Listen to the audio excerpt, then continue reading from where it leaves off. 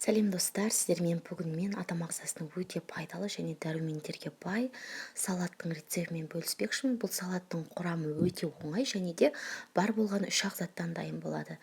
Ең бастысы майонезсіз жасалатын салаттардың қатарына кіреді.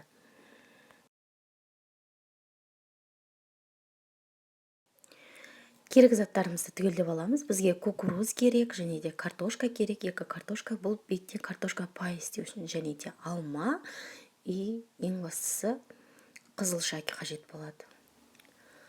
Алдымен жуып тазартылып алған картошкамызды осылай үккіштен өткізіп алатын боламыз. Соломка етіп.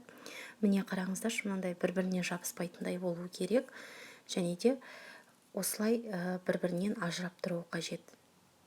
Осы картошкамызды қызып тұрған майда пісіріп алатын боламыз. Бәрін бірден салмаймыз, бір-бірлеп арасын ашып-ашып салатын боламыз.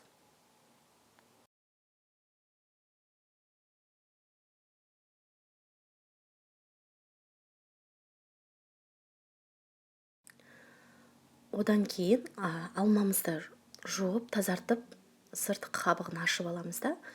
Бұны да видеода көрсетілгендей етіп, майда жіңішке соломка қылып турайтын боламыз.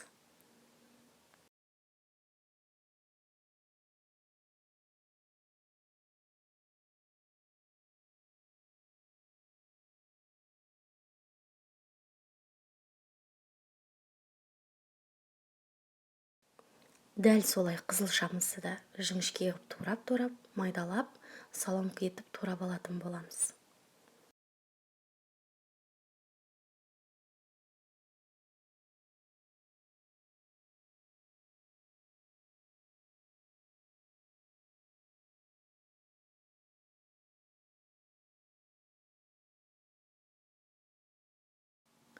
Міне барлығын бір ыдысқа салып, үстіне кукурузымызды салып, барлығын жақсылап араластыратын боламыз. Тұздың да, майонездің де қосудың қажеті жоқ. Енді салатымызды әдемі ыдысымызға салып, көріп тұрғандарыңыздай қызылшадан жасалған салатымыздың жасалу жолы өте оңай және де көп уақытты талап етпейді.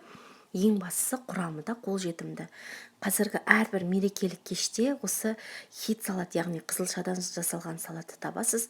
Сіз де өзіңіздің мерекеңізге, дастарханыңызға осы салатты дайындап көріңіз. Бетіне картошка пайды сеуе салып, дастарханыңызға ұсыныңыз. Каналыма тіркеліп қоюды ұмытпаңыздар. Қош сау болыңыздар.